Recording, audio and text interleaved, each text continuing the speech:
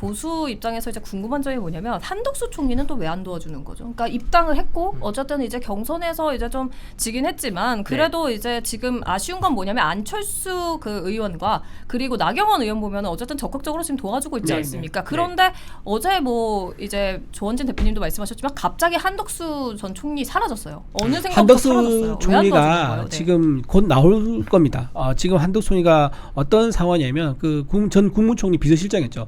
손영태 비서실장 통해서 지금 뭐 측근 통해서 들은 파악한 바로는 타이밍을 보고 있다. 정치에서 가장 중요한 게 3T 타이밍, 트러스트, 그다음에 타겟인데 이 타이밍이 가장 그래서 중요한 의미를 가지는 거거든요. 밥을 할 때 압력이 꽉 차고 한 고비를 넘기고 뚜껑을 열어야지 밥이 맛있게 되어 있는 건데 그 전에 뚜껑을 열면 밥이 서있지 않습니까? 그래서 지금 언제 타이밍에서 한덕수 후보가 나와서 한덕수 전 총리 나와서 빅텐트 모양을 갖춰져 따라 가지고 이게 효과가 배가 될 수 있는 거거든요. 그게 아마 이번 주가 될 겁니다. 이번 주 넘기지 않는 상황이 되어야 될 거고요. 그다음에 이제 이번 주 이제 토요일 되면 투표용지 인쇄를 합니다. 그러면 거기서 마지막 퍼즐 누구냐? 바로 이제 이준석이죠. 이준석 후보와 한덕수 전 국무총리가 이번 주 말에 넘기지 않고 만약에 빅텐트에 합류했다 그러면요, 이거는 이제 가장 적절한 타이밍에 인쇄 들어가기 직전에 그리고 방송 두 번째 방송 끝난 타이밍에 하는 거기 때문에 지지율을 올리는데 가장 적절한 타이밍이 결국 이번 주말에 되지 않을까 생각합니다.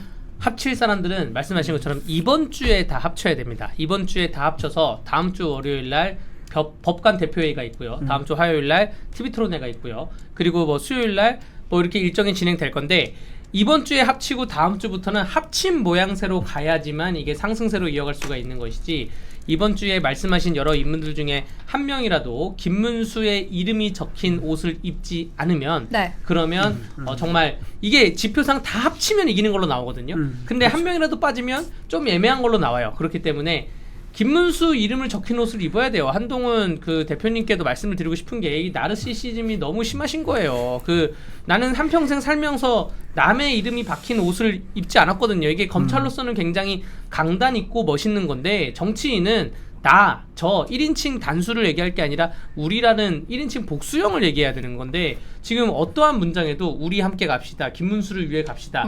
이런 얘기를 한마디도 그 SNS도 안 하고 계시는 그러한 실정이거든요. 오늘도 올린 SNS가 뭐 친윤 구태 정치 뭐 어쩌고저쩌고 비판하는 그런 거 올렸는데 지금 그럴 때가 아니다. 그리고 아까 그 우리 교수님 말씀하신 것처럼 다른 국회의원들이 또 다른 지역에 있을 이게 우리가 국회의원들 현직 얼굴들은 알잖아요. 현직이 아닌 당협위원장들이 그 당협에서 선거 진두지휘를 안 하고 한동훈 그 후보자를 만약에 따라다닌다고 하면 이건 더 큰 문제거든요.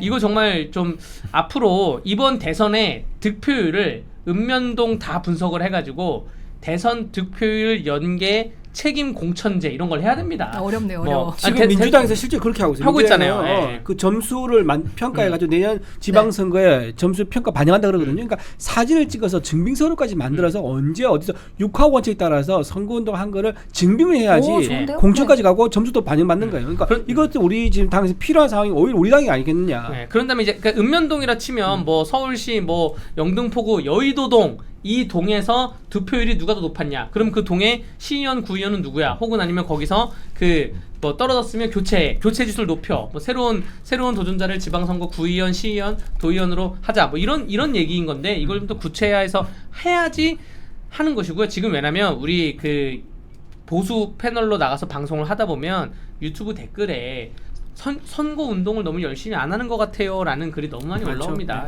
답답합니다. 알겠습니다. 한덕수 그 전 대행 언제 나올지 궁금했는데 대변인님께서 이번 주 내로 이제 좀 타이밍을 보고 있었다. 그동안 안 나온 이유가 있었다. 이렇게 말씀하시니까요. 좀 지켜보겠습니다. 그리고 아울러서 뭐 한동훈 전 후보라든지 아니면은 뭐 누굴까요? 뭐 안철수, 나경원 의원 다 좋습니다. 어쨌든 지금 이 시기는 김문수 후보를 위해서 무조건 뭉쳐야 한다. 이런 말씀 드리고요.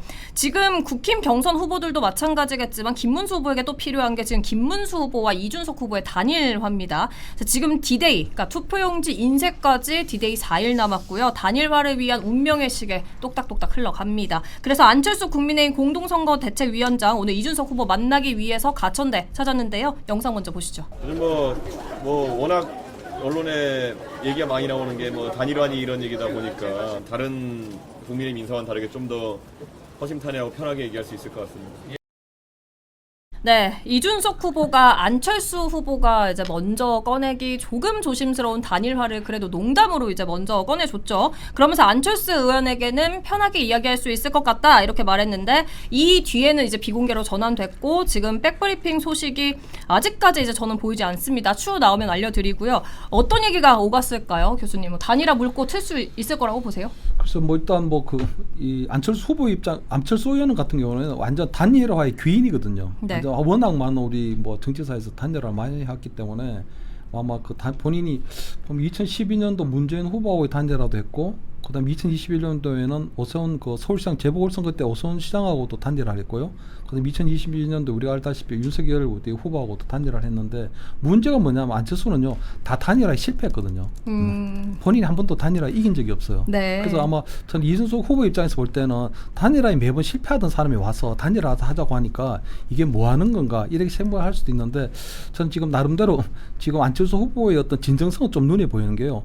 지금 당에서 단일화를 계속 얘기하지만 이 이준석 후보를 직접 만나서 이렇게 공개적으로 만나서 단일화를 직접적으로 제안하고 단일화가 왜 필요한지에 대한 그 명분과 당위성을 설명하는 사람이 이 안철수 의원밖에 없거든요. 네, 저는 저 깜짝 놀랐어요. 이 부분에 굉장히, 있어서는 진짜 이준석 아마 후보가 그 진정성 굉장히 높이 평가할 것 같고요.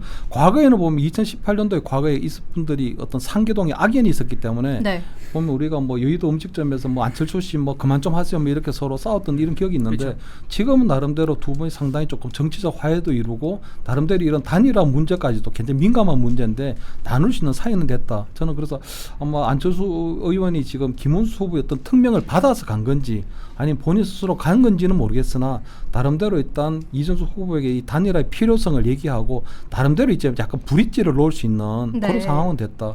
근데 저는 이 한덕수 뭐 대행도 그렇고 지금 이준석 후보에 대해서 그렇고 저는 김문수 후보의 조금 이 의지나 이런 뭐라 그러나 좀 성의가 좀 부족하다는 생각이 들거든요. 그래요? 한덕수 대행 같은 경우는요, 김문수 후보가 벌써 여러 차례 전화도 하고 만나야 됩니다. 왜냐하면 한덕수 후보가 어쨌든 본인이 대행직을 사퇴하고 나왔을 때 단일화 약속을 22번에 했던 그 단일화 약속을 믿고 나왔다고 수차례 얘기를 했거든요. 그렇기 네. 때문에 저는 한덕수 대행이 김문수 후보에 대한 믿음이 상당 부분이 깨졌다. 그렇기 때문에 저는 김문수 후보가 한덕수 대행에 대해서 어떤 형태로든지 찾아서 만나서 도와달라고 여러 차례 업수하고 해야 된다. 네. 이렇게 그냥 뭐 알아서 도와주겠지 이렇게 해서는 안 된다는 거고요. 전 이준석 후보하고도 지금 막판 단일화가 하려면 막판 대타협이 이루어져야 되거든요. 네네. 그렇다면 김문수 후보가 지금 이준석 후보를 좀 만날 수 있는 타이밍이 돼야 돼요. 근데 김문수 후보도 보면 본인이 정말 단일화의 의지가 있는 건지 없는 건지 사실 저는 조금 아리송하다는 생각이 들거든요.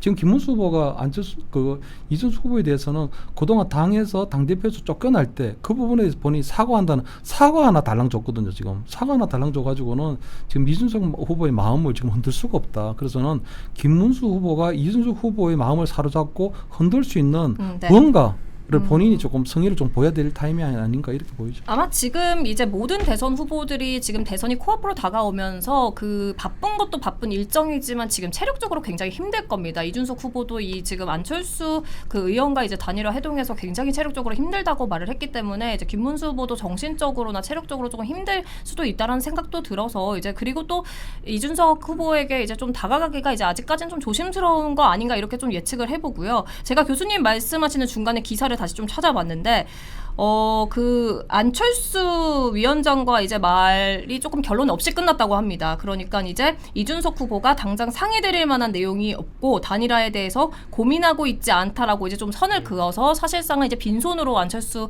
의원이 돌아가게 됐는데, 좀 생각을 해보면 이준석 후보는 만약에 국민의힘이 대선을 실패할 경우에 그러니까 이준석 이제 책임론을 좀 내세우려는 공작이라고 좀 이 부분도 이제 우려하는 부분이 없지는 않아서 이제 살짝 이제 지금까지는 아직 단일화에 대해서 이렇다 할 확신은 좀 주지 않고 있는 것 같습니다. 네. 어떻게 보세요? 그냥 일단은 아까 그 사진에서 우리 안철수 의원님의 복장을 굉장히 칭찬드리고 싶습니다.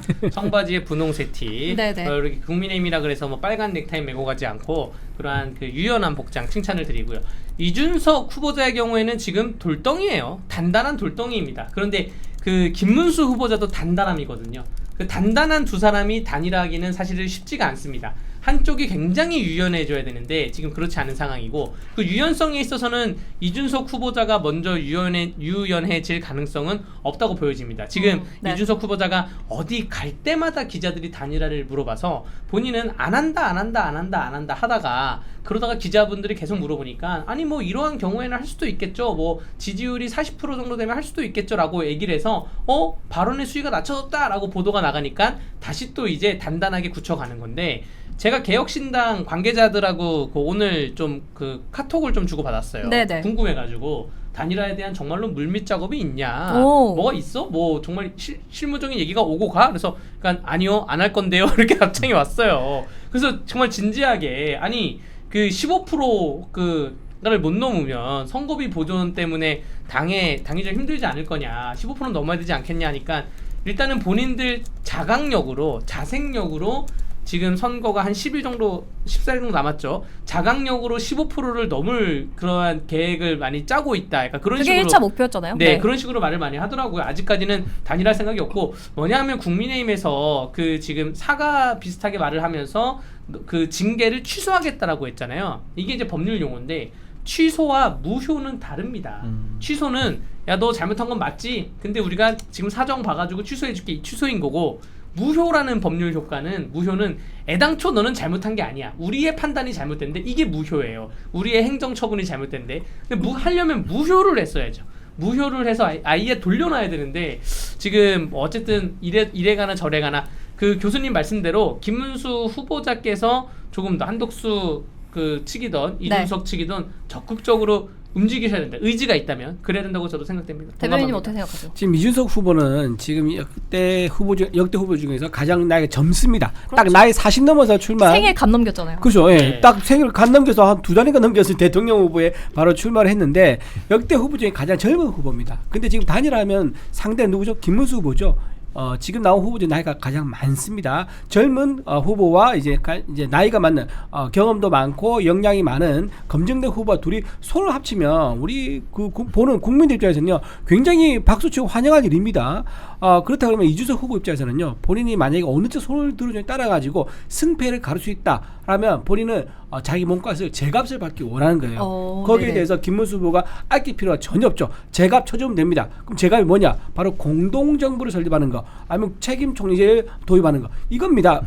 이준석 젊은 정치인에게 책임 총리를 줘가지고 너가 원하는 희망하는 장관들 몇 명은 너가 선임해라 라고 하면서 권한을 주는 거예요. 그러면 이건 이제 단일화가 더 이상 얘기가 필요가 없습니다. 즉 다시 말해서 아까 지금 강대규 변호사가 측근한테 물어봤지 않습니까? 개혁신당에 지금 사무처 당적 몇 명인지 아세요? 11명입니다. 지금 오. 측근이 되게 많지 11명 내지 많지 12명도 될 거예요. 네네. 되게 많지가 않아요. 즉 무슨 말이냐? 이 측근들 모른다는 얘기예요. 측근들이 틀린 얘기 정확하게 몰라. 이거 아주 미니 정당이기 때문에 당사자 본인이 구상하고 당사자 본인이 결단 내리는 이런 상황이에요. 개혁신당. 그래서 그 주변 사람들은 빠지고 이준석 후보와 그다음에 김문수 후보가 전격적으로 당사자끼리 합의를 하면 충분히 가능합니다. 이게 아마 저는 드라마틱하게 이번 주 토요일 넘기지 않고 단일화 이루어질 가능성이 높다 생각합니다. 그 이준석 후보자가 항상 했던 얘기가 이준석 후보자가 지금 여러 가지 후보자들을 보면 그 정치계에 온전히 들어와서 이 여의도라는 공간에 가장 오래 온전히 있던 사람이 이준석 후보자일 거예요. 왜냐면 다른 분들은 다 지방 뭐 성남시장 갔다가 경기도지사 갔다가 이제 국회의원 계양구 국회의원으로 온 거고 그 김문수 후보자께서도 부천 소사 국회의원 하다가 경기도지사 갔다가 2018년도에 서울시장 그 선거 출마했다가 지금 좀 오랜 기간 있다가 노동부 장관 갔다가 오셨잖아요. 근데 이준석이라는 이 사람은 제 기억에 2010년에 여길 들어와서 지금 한 14년 정도 15년 정도를 여의도를 벗어나지 않고 이 일만 했어요. 이 일만. 네. 그래서 항상 했던 말이 저는 더 이상 여의도 어음을 믿지 않는다. 그러니까 뭐 단일하든 뭐 협상을 하든 내가 나중에 잘 되면 뭐 줄게 한 자리 줄게 혹은 나중에 네 정책을 받아줄게 이 어음을 믿지 않는다. 현찰 거래를 해야 된다. 근데 지금 그렇게 따지면 지금 당장에 줄 게 없다는 거죠. 단일화에 대한 카드로 쓸 수 있는 게 좀 희박합니다. 네. 알겠습니다. 다시 한번 알려드리겠습니다. 투표용지 인쇄, 그러니까 D-Day까지 4일 남았고 운명의 시계 계속 가고 있습니다. 이번 주 단일화할지 어떤 방향으로 시계가 흘러갈지 한번 저희 지켜보겠습니다.